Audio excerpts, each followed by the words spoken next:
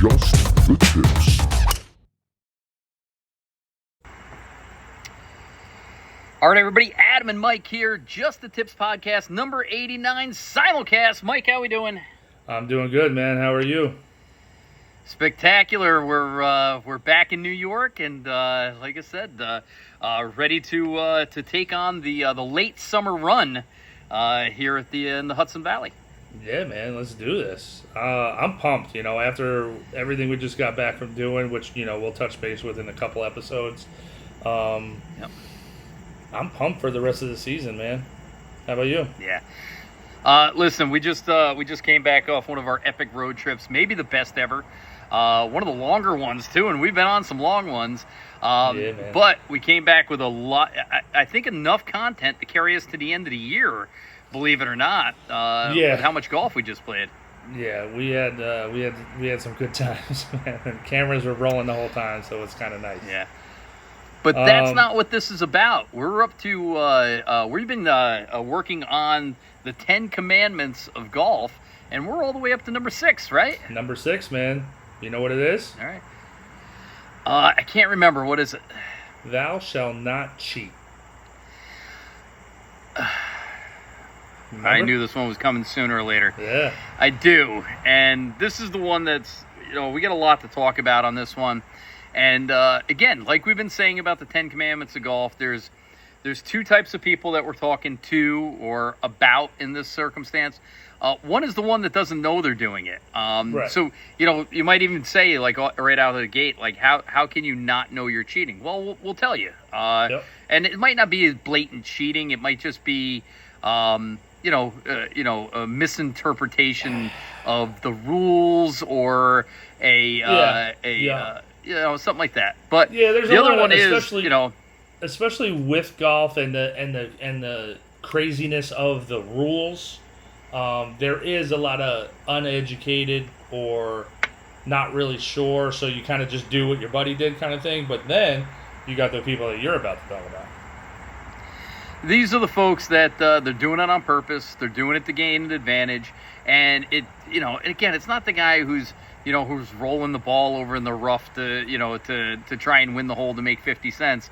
It's you guys shooting 48 in a charity scramble, and it's the reason why I don't play in scrambles anymore. To be honest with you, we can't trust you people. So, like I said, they took the fun out of trying to win a scramble and doing what I do, which is bringing a loaded team with all the best players, and still lose by you turn 10. around. When your total handicap for the foursome is not 10, and you lose the 3 guys that haven't seen their shoes in, or 4 guys that it's like the last 60 years have been very good to them. I know there's something up. So why don't we dive into it? So, the commandment, "Thou shalt not cheat." Let's talk about the big one, and that's the handicap. That's the one that gets me. And it goes both ways. People, there's the Hollywood handicaps out there, the ones that, hey, I want to be a scratch or I want to break 10, so they only put in their best scores, or the ones that want to maintain a handicap for forever. But then there's the ones that purposely inflate their handicap. Out of those 3, which one do you think is the most egregious? The people who purposely inflate their handicap bothers me the most. For multiple reasons. It's like, here's the deal. We all want to be good at this game. We want to always be improving, and if you're not, then you're watching the wrong channel. But if you're sitting there putting in your, we've talked about this in the GIN app. If you're just putting in your total score, the GIN doesn't know those oddball, quadruple bogeys when you know what I mean. Like, so we've talked about that in the past, where you've been an 18 for the last 6 seasons, and now you're going up against guys you win who every are, other tournament. You're going against guys who you're playing in net tournaments where guys are 9, they're giving you 9 strokes and you're beating them, you're closing them out on the 13th hole. It's like, Yep. Those are the things that bother me the most, probably, with that whole. So again, well, like I said, that one could be the folks that just don't know. Like, it's easy just to put in your total score, right? It's your front nine, your back nine. But there's a lot of good players out there, or a lot of emerging players who just have one or two bad holes that ruin their score. They might get, in 9 holes, they might have 5 or 6 pars, and then they had a quad, right? Yeah. And they shoot 44, 88, and now they're, the 15 to 16 handicap. But if you adjust those quads, all of a sudden it takes 2, 3, 4 strokes around off of their score, and they're not a 14, 15 anymore. They're really more like an 11 or 12. Exactly. And again, it might not be their fault, but this is one of the reasons why. I will say, even in that category, you have the two people. You have the people who do know and the people who don't know. They're just like, oh, it's easy, just, let me punch in 88. And then you have the other people who are like, ooh, if I just punch it in as 88, you know what I mean? Like, and I want to believe that there's not people out there like that, but right. You and I both know we play. We've seen people. We played against people that they can birdie any hole. They can definitely par a lot of the holes, but they also can spray the ball a little bit, and they're taking a quad, and they're still an 18 handicap. I'm like, that guy's not an 18 handicap. Yeah.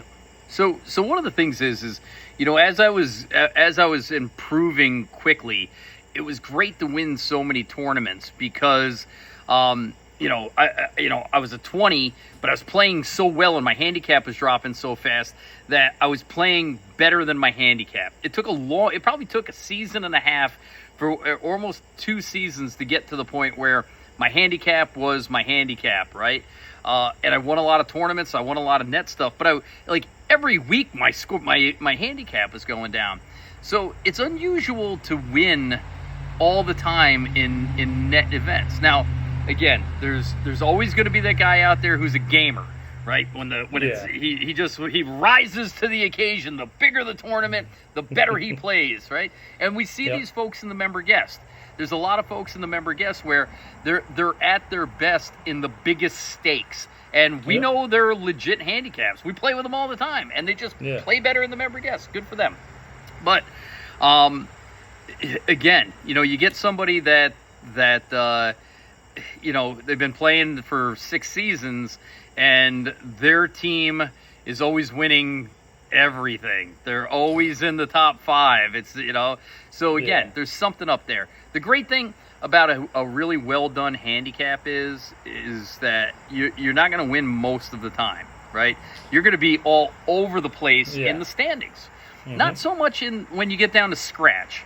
When you get down to scratch, or you're playing gross tournaments, elite players will always be on the top of the leaderboard. They'll always win everything, and the rest of us will kind of be scattered all over the place. But in the net division, if you play 10 tournaments a year, I don't even know if statistically you're supposed to win one. Now, again, it depends on the tournament, depends on your partner, is it a scramble and things like that. Yeah. But if you're winning 50% of the tournaments, or you're placing in the money every time you go out to play, check your handicap. Do us all a favor, please. And again, if you don't know, and and any of this stuff has kind of like made you wonder, dude, then here's the deal. We're telling you right now, start putting all of your scores in hole by hole by hole, because the GIN will calculate it for you, right?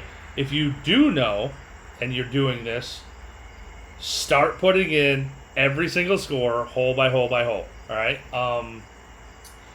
What else? What else is there? Who's the? You mentioned it one time, and you might not remember who it is off the top of your head. But there's actually a guy who's got a YouTube channel that calls out cheaters in tournaments. He goes and he researches their GIN app. So it's the Barstool Classic, right? So the Barstool Classic, they have probably 24 tournaments throughout the year, and it's a 2-man net best ball. And last year, I believe it was at Caledonia, and some dude just had a day. He just had a day, and I think he shot I think he shot his best score ever. I think he, mid 70s, and he was like a 10 handicap, and he shot like a mid 70s, and everybody was freaking out. So Riggsy from Barstool Sports, he not only does it do it ahead of time before the tournament, but then like this kind of happened, and he said it happens, and then I have to go back through and double check everything, and then present it to everybody who played in that tournament. Like, here's the facts. And he did, dude. Yep. He goes back to like their local newspaper to see if they won anything. He contacts their local golf course.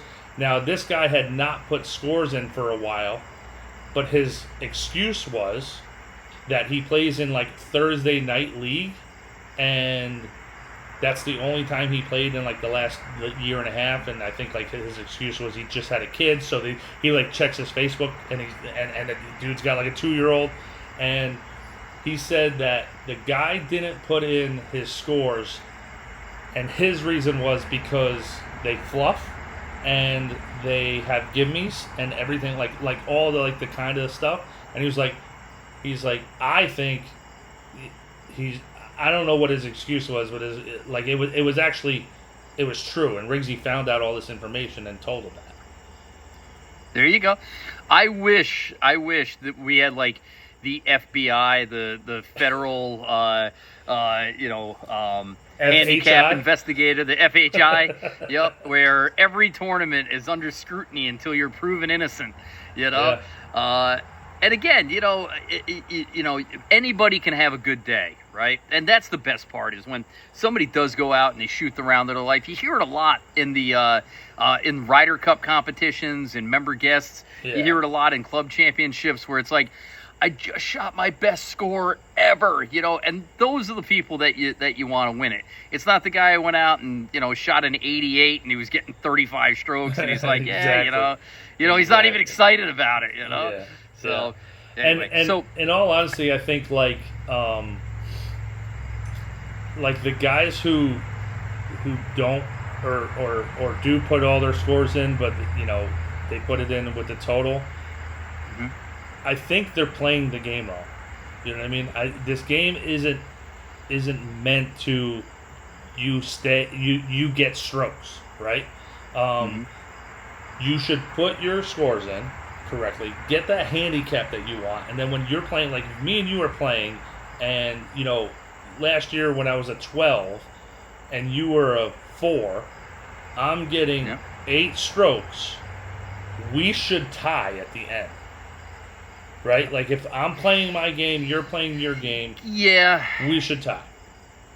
If we're playing We should tie. Let me think about this. So remember, your handicap is your best 8 of 20. So it's 40%. It's 40% of your total scores, and they're the 40% of your best scores. So I'm not sure if that's necessarily true, if we should tie every time. But if you shoot a round that's within your top 40%, and I shoot a round within my top 40%, we should be very close. Yeah. We've talked about anti-cap before, and better players have a tighter anti-cap. You think about the Governor. The Governor, is a scratch, but his bad rounds are like 4 or 5 over, where I'm a 4 or a 5, and my bad rounds are like 10 over, right? Yeah. So we'll tie on our best days, but he'll beat me more often on his bad days. On our good days, we'll tie with handicap, but on the bad days, if we both have a bad round, he'll beat me because of handicap. All right. Now that's getting a little deep, too far in the weeds. Yeah. I'd rather talk about the people who hit the ball in the rough on the longest drive contest and then move the thing up there. So you're still stuck on these scrambles. Contest. You're still stuck on these scrambles. Our channel is not for you. Anymore. Our channel is not for people who play scrambles. Okay, if you're playing golf, stop playing scrambles. I love. You know where I'd love to play a scramble? Is Tobacco Road.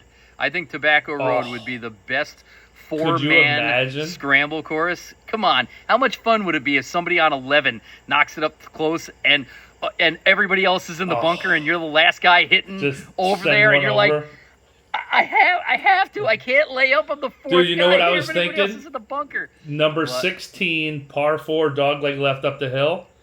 Like, one guy hits one out there, and 3 guys just stripe it up over the trees. How mad would you be? It's 4 guys out there, and you're on 16, and it's like, okay, Mike, we need you to put a hybrid in the middle so the rest of us could go for it.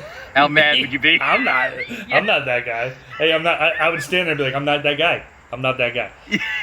Mike, forward out into the middle, kids, so the rest of us could go for it. No, but so scrambles, yeah. I mean, scrambles you see a lot, but again, that's not your. You know, when I think of scrambles, it's obviously for good cause, charities, and all that stuff. And to win. You're not getting your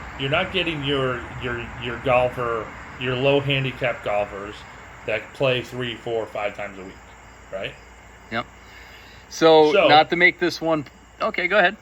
So I was gonna say.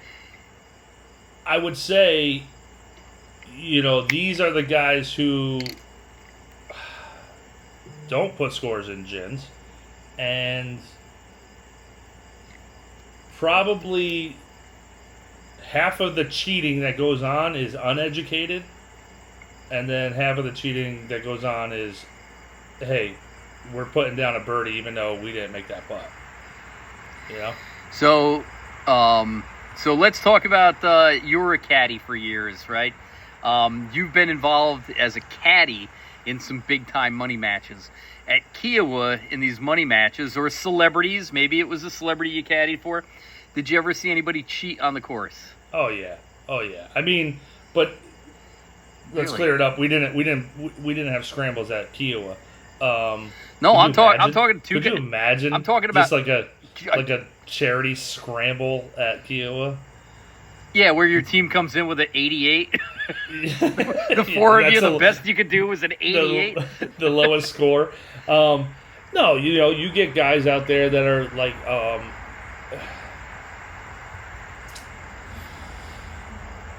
man, that's a tough one, dude. So I don't know what to categorize it as, but you get guys that take like very very nice drops.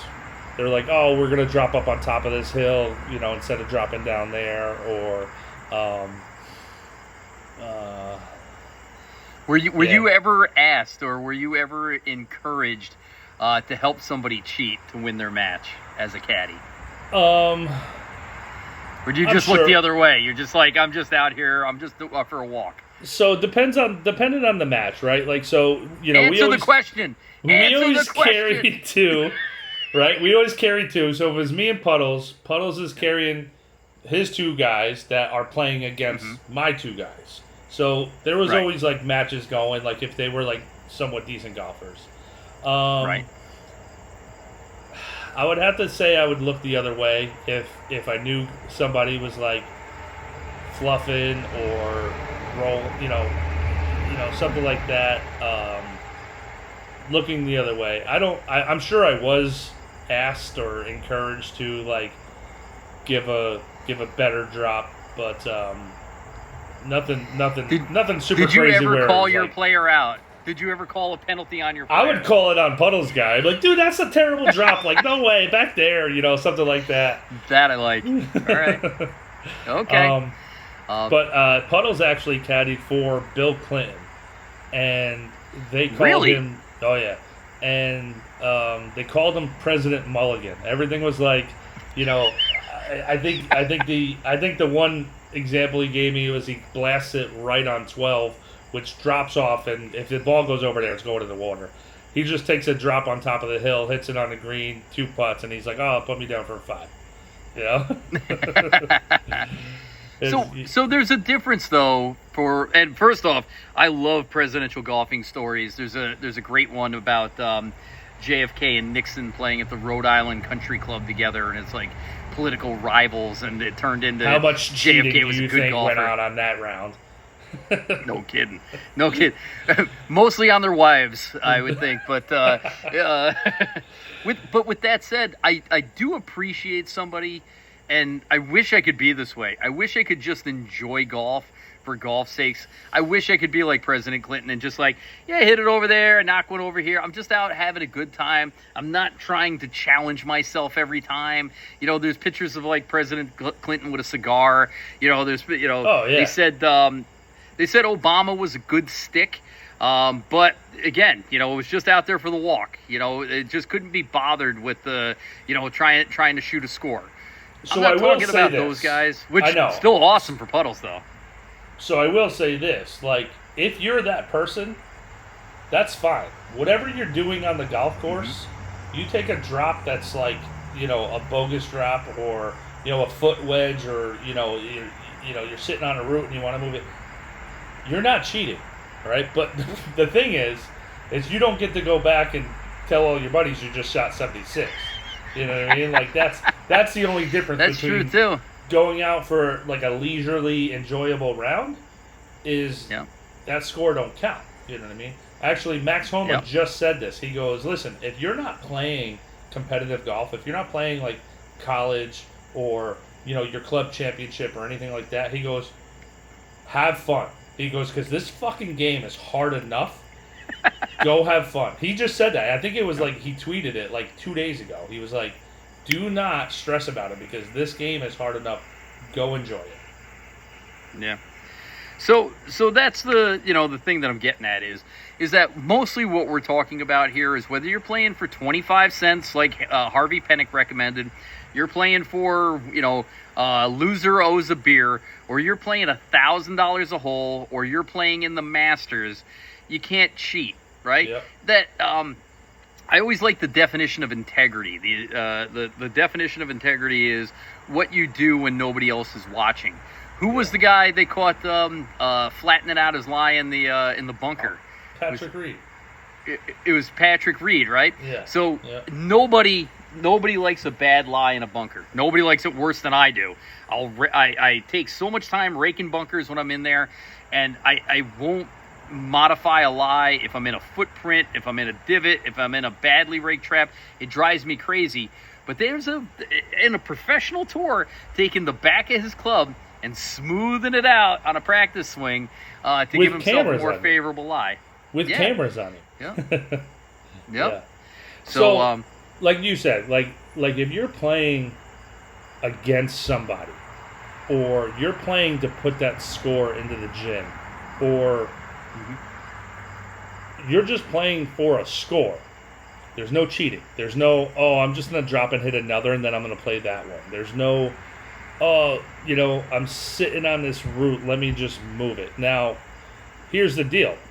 You also got to know the rules, which is also something that we've talked about, right? Like, you know, there are certain rules where you get relief from like a rock wall, or, you know, like, you can take the out of bounds rule, the new out of bounds rule, and stuff like that.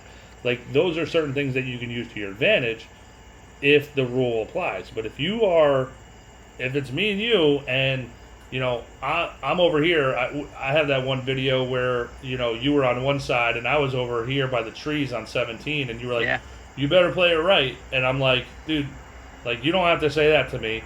And I had this shot through trees like this, and I'm like, you know what?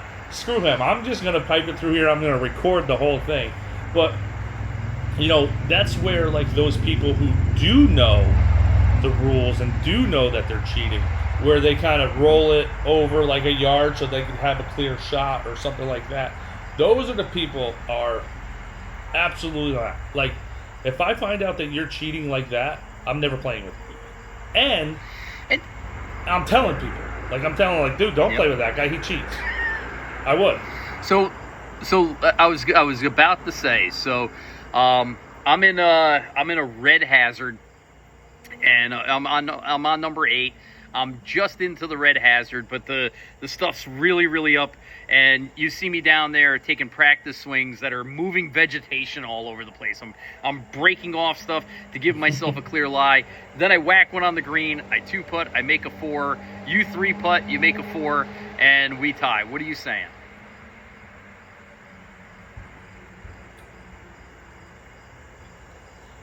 Are you calling me out for being a cheater? Or you letting it go? You just not playing again? Playing with me again? all right, if it's you, I'm calling you out, right? I'm gonna be like, dude, you can't whack a vegetation out of the way, Yeah. right? Like I'll call you out on that. I might say it after, but knowing me, knowing my luck, if I wait until after and you knock that on and make the putt for par and I make a 4, you're gonna think that I'm just saying it after because I lost the hole. So in my mind, I'm saying it right then and there. Now, if it's like some guy that I'm playing season-long match play against, Yeah. I'm calling him out right there. If it's So I don't know. So here's one that I heard recently, and I never considered this before, but I think this is important, okay? A good friend of ours who's an excellent golfer is playing in an amateur tournament, and he's playing with a young man who's a bit of a hothead, and the guy hooks one out of bounds on a hole like our number 4, right? But it was a snap dead hook right out of the gate, and the guy goes to take a drop like up at the beginning of the fairway. And the player that we know says, hey, listen, that didn't go out there. It went way back there. I mean, you almost got to drop like behind the ladies' tee, like in this very unfavorable area. And the guy's like, no, I can drop up here. And he said, that's not where the ball went out. And I said to this person, I go, why did you argue it so hard? You know, the guy was, he's already, it caused a lot of tension in the group. These are two strangers playing in an amateur tournament. And he said, I have to protect the integrity of the field. Yeah. And I went, oh. I said, wait a second. This isn't you and me playing and, if he gets up and down, he's going to beat me or it's match play. There's 150 people out here and there's money places 1 through 20 in cash. And if this guy takes the drop the wrong way, he could get money he doesn't deserve. Well, it's my job to call him on that. I'm like, wow. I never thought of that. Not only is he going to get money that he doesn't deserve, he's taking money from the people who would have beat him or by like a stroke or 2. But here's the thing also, and here's what I think is a better answer, because if somebody else saw that and he dropped there and hit, and somebody else saw that, whether it's a judge, a caddy, a spectator, maybe somebody was filming it, like maybe like maybe your wife was in the group, or you were in the group and your wife was filming it, and then somebody saw that, he's going to get a 2-stroke penalty on top. And maybe if he already signs his scorecard, then he's DQ'd. You know what I mean? So that's another... Technically, you could be helping him. Right. Yeah. So, like, there's that answer also. So I find that difficult. Like I said, I've always said I don't mind confrontation when I'm in the right. It's very easy to have a hard conversation when you're in the right. But it's not easy to have a hard conversation on the 4th hole of an amateur tournament when you have 14 more holes to play with this guy who's now mad at you. You know, you're out there for another 4 hours with somebody who's pissed off at you. That's not easy either. It takes a lot of integrity to call somebody. But now, here's the thing. Here's the thing with that. And I think this is a little, like, I would probably be in the same situation where I probably want to say something.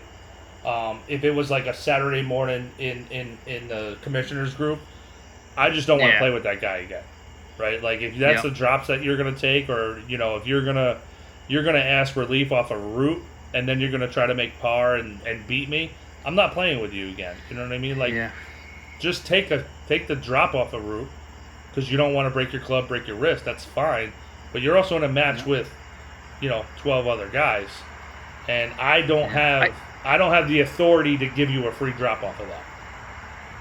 So I can think of 2 times where I caught somebody cheating and called them on it.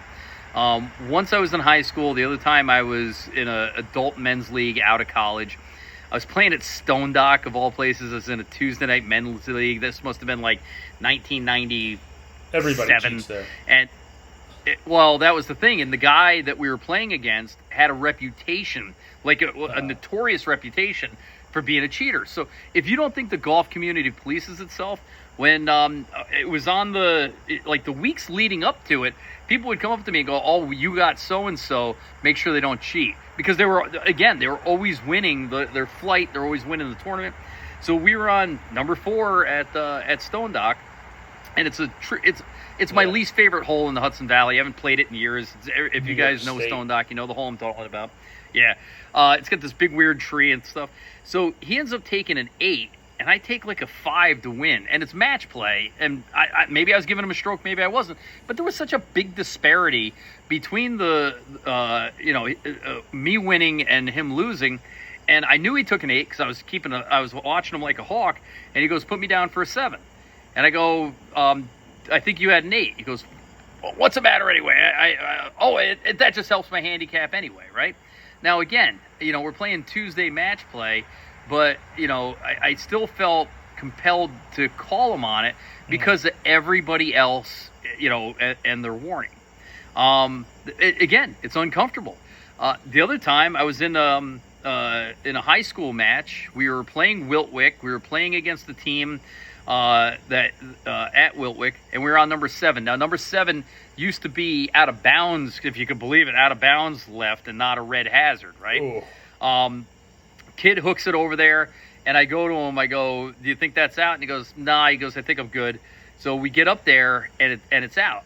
And he takes a drop, right? And I looked at him, and he just drops the ball. And they didn't even. I mean, this is 1993.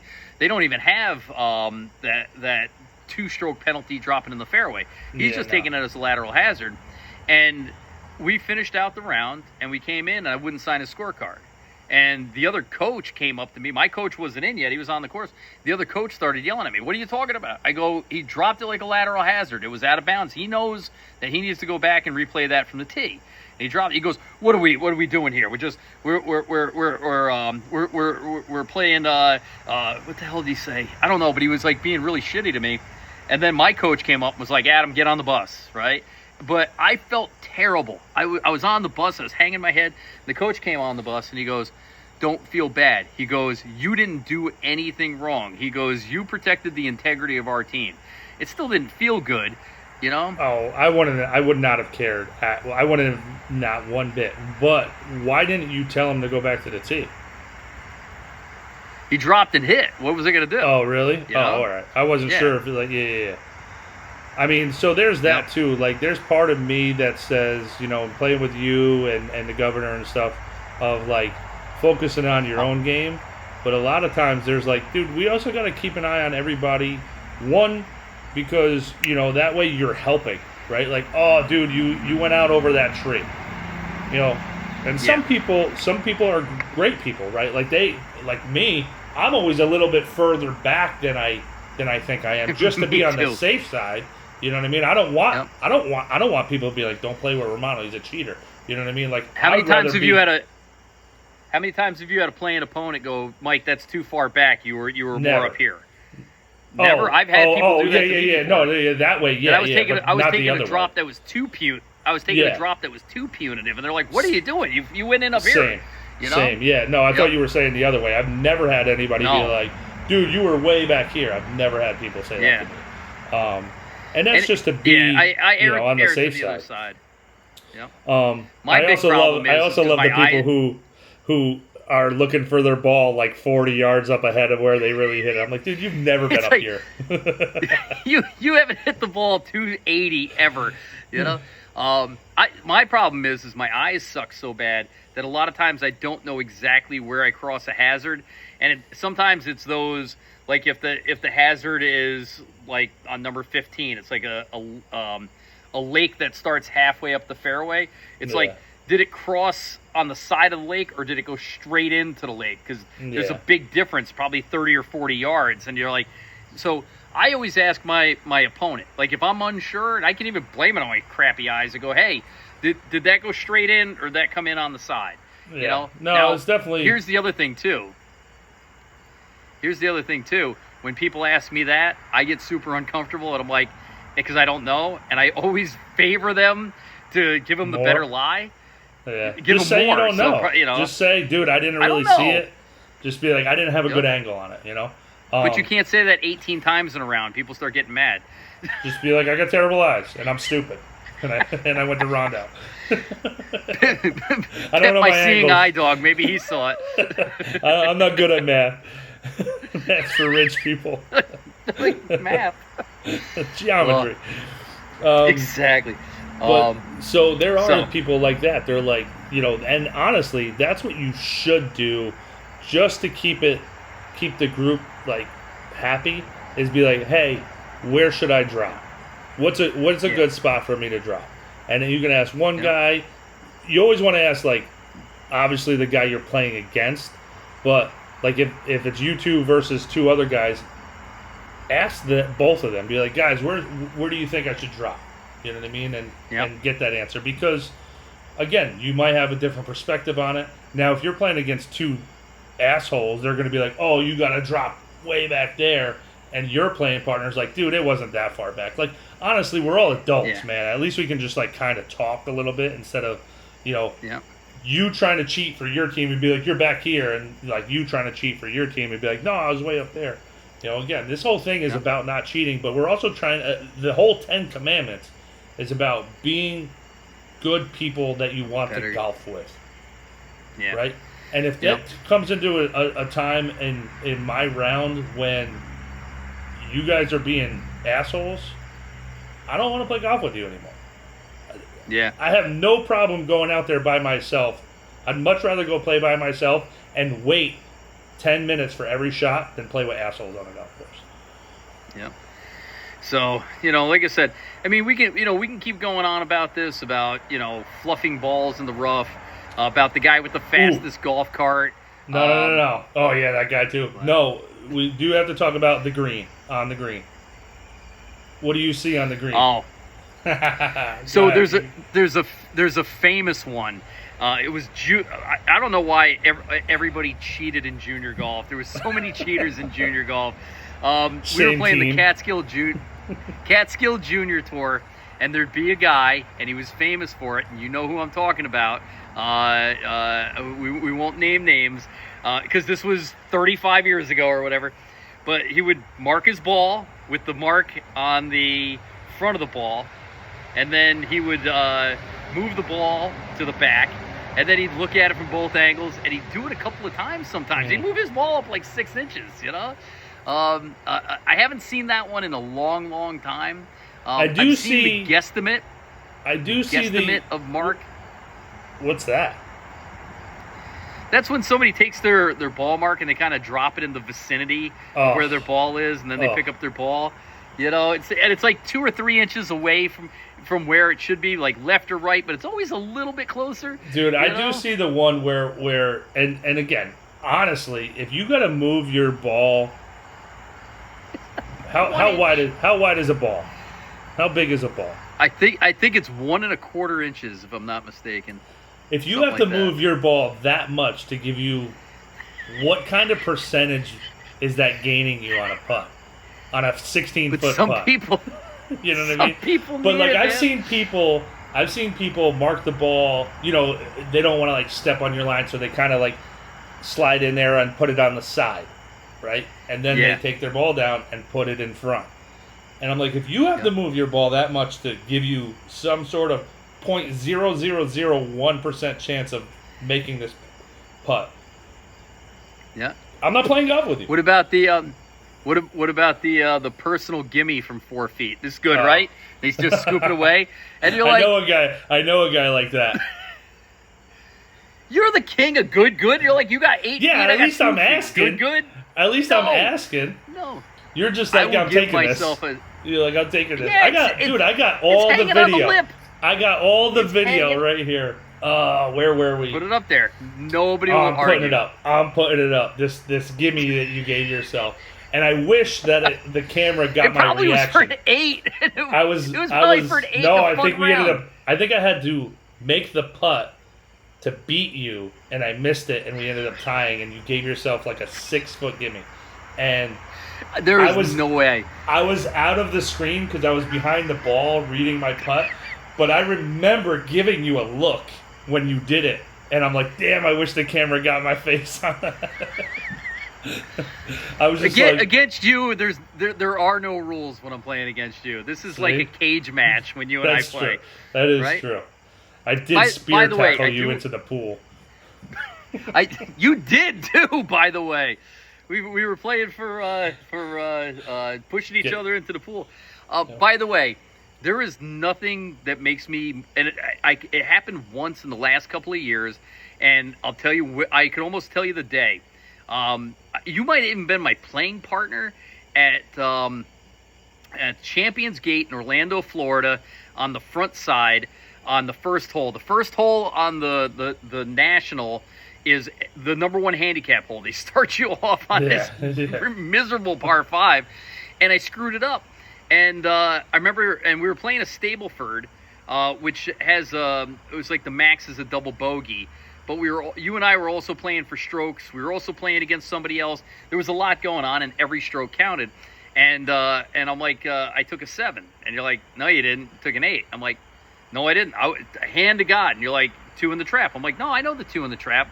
But then it was 1 out and another chip.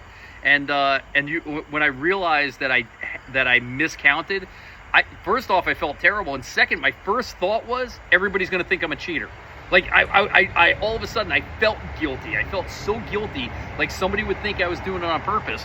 Dude, out of the around. Out of the 8 guys on that trip, you are the cheater in the group. Me? There's nobody on that group that's a cheater. Nobody. There's not one person on there that's a sandbagger or a cheater. You remember the first year, dude? The first year we were at Shingle Creek. First year is different. First year at Shingle Creek, somebody miscounted, and I was like, dude, I think that was an 8. No. Dude, we didn't talk for like the whole front 9. Yeah, that was the last day of the trip after a lot of alcohol. And it was only because of the Stableford. It was only because of the Stableford. That's it. Again, if we beat you on the hole and you want to take one more than me, I don't care. You want to take 10 more than me, I don't care. But we had a weekly Stableford going. Every single stroke mattered, and that was the only reason why I said it. And then it's funny. Like, and then you two are the 2 biggest guys in the whole thing, and you're at odds with each other.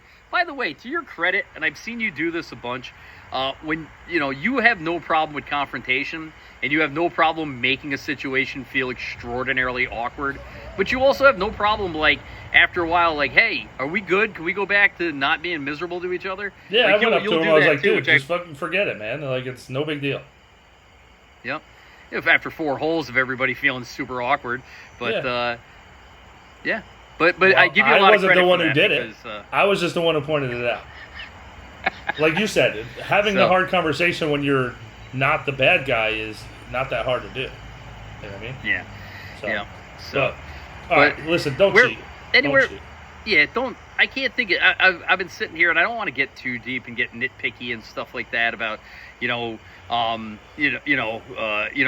illegal clubs or when you use your Q Star, the illegal ball from Shrixon. 14 clubs in a bag, right? 14 clubs. I was dying, dude. I was dying. We were talking about this in Myrtle. We go, who do you think the first guy to put a cap on the amount of clubs was? And it would be like two guys who play all the time, and the one guy's got like a regular amount of clubs, and his buddy just kekeeps putting clubs in the bag. And next thing he's got like 28. Clubs. Yeah, and his buddy's like, "Fine, that's enough. No more than 14. 14's the most you can have." 14 clubs. What else? Illegal putters and shafts and chippers. No and stuff chippers. Like that. Can't have chippers. Yep. The sandpaper wedges. You can't have a sandpaper wedge. Yep. The alien. You can't have the alien wedge. Yep. The one with the holes in it. One more that we need to definitely touch base on, and this can be the last thing. Okay. When you're in a bunker, that's not a waste area, right? Tobacco Road, Tot Hill Farm, it's all waste area. True Blue. Do whatever you want. You cannot put your club on the ground until you hit the ball. Ever. Like, you hit the ball. So a lot of people, when you say that and they don't really play, they think you can't hit the ground at all, right? Obviously, when you're hitting the ball, you can hit the ground, hit the sand. But you cannot put the club down behind the ball when you address it. You have to hover the club, pull back, swing. You can hit the ground, hit a little bit of sand, splash it up. Okay? Stop putting the club on the ground at address in a bunker. So what about you're walking into a bunker and the club falls out of your hand and hits the sand? Penalty. Yeah. Penalty. Isn't that crazy? No. I've seen it before. Huh? It's not crazy because if it wasn't a penalty, people would do it on purpose. Oh, I dropped it. I've seen it where guys put their bag on the top of a bunker and a good wind comes and knocks their whole bag into the bunker. Ooh. It's still just the one penalty. You don't get one for every club that's in there. 13 penalties. Here's one though for you. I saw a bird do this one time, and it's anybody with one of those remote carts. He squatted down to read a putt, and his remote was in his hip, and it hit the button, and this cart rolled into the bunker. No penalty because his ball's not in the bunker. Yeah, you're not in the bunker. He's on the green.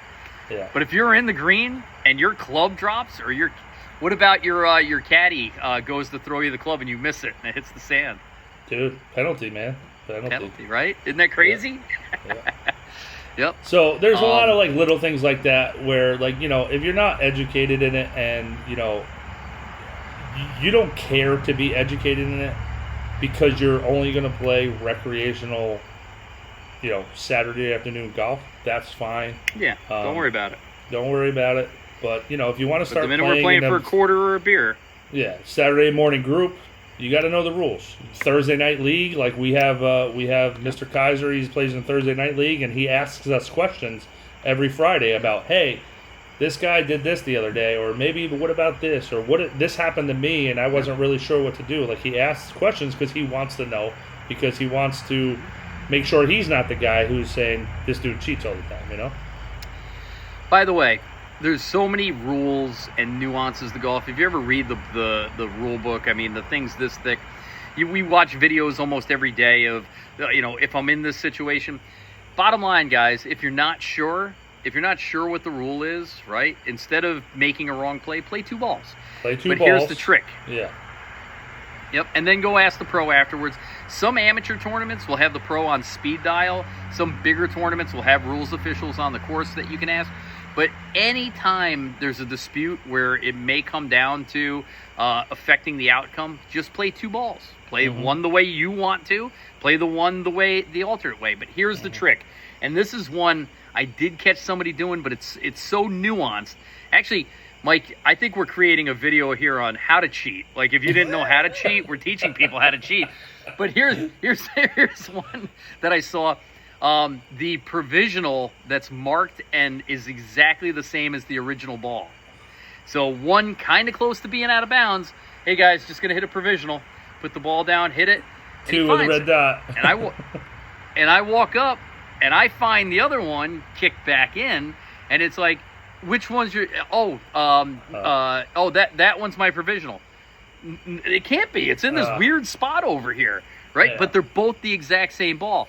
So is that your provisional? And the person, I think, was trying to get away with something. I think that, honest to God, they hit it out of bounds. They hit the second one, and when they found it, was hoping nobody was around and say, "Oh, I got it. It's my red number 2," right? But I found the other one in a weird spot, and I go, "This is a red number 2. Which one's your ball?" Yeah. Oh, I think that's the provisional. Can't be. It's way back here in a weird spot. You had one that the guy hit one, and he goes, "Ooh, I think I'm gonna hit a provisional," even though it was totally findable, and he was just trying to get extra reps in.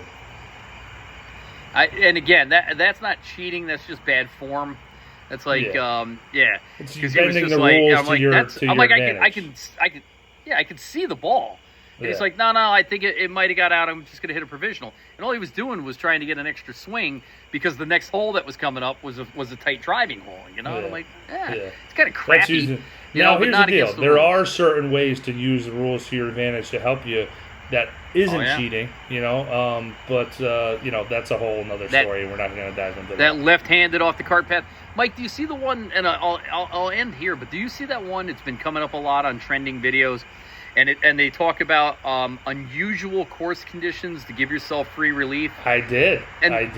You've seen a lot of these where, hey, it's a little bit of a wet area, but somebody drove a tractor through there, and there's big tire ruts. That's not intended to be part of the course. So even though it's not marked white, you should give yourself relief because it's an unusual is that what you course saw? condition. Or because I saw one like dry, like cracked hard pan in the middle of the fairway.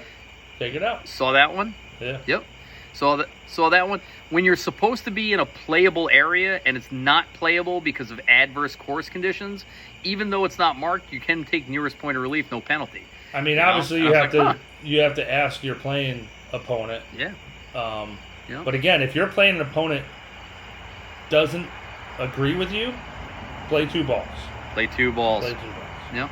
Play the one off the hard pan and then take a real drop.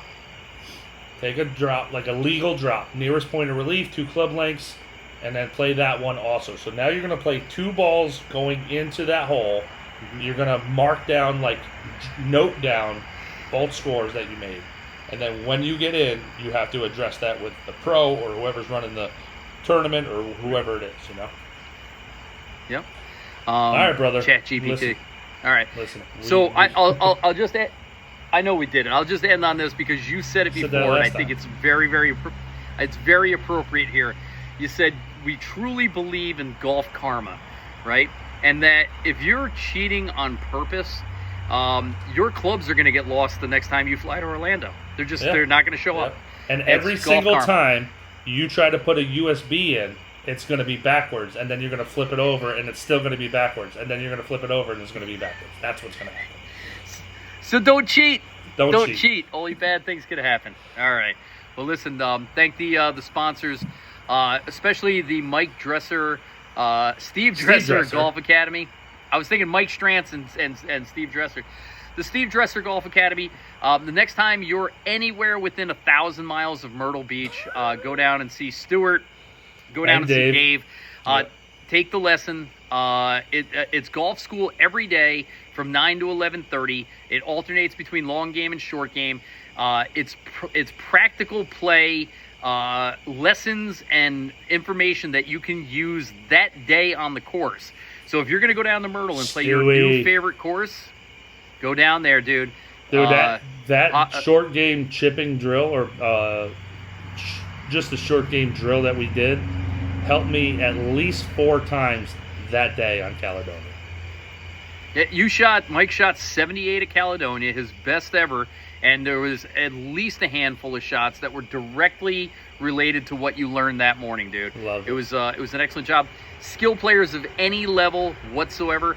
So shout out to the Steve Dresser School. Shout out to all the Mike Strantz courses, True Blue, Caledonia, Todd Hill Farms, Tobacco Road, Royal New Kent, and you can stay at the Birdie House, stay at the Hooley House, stay at the Shamrock Hill when you're in Virginia, and of course Stonehouse. So again, really thank you guys more than you can ever know. Go play your Strantz course.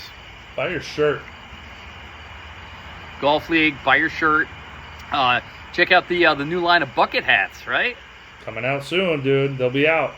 And then, listen, when you go to True Blue and Caledonia, rock a Finn scooter also. You have to get those. Definitely They're so much fun, man. So much fun. Especially at True Blue. That place is so big. That 15th fairway, you can ride for 6 miles on your Finn scooter. Yeah, like a good you could just kill the battery on just that hole. Listen, All man. Right, man. This has been fun. Don't cheat. Buy your shirt. Go to Steve Dresser School. I'm Adam. Mike. Just the tips. Just the tips. Better.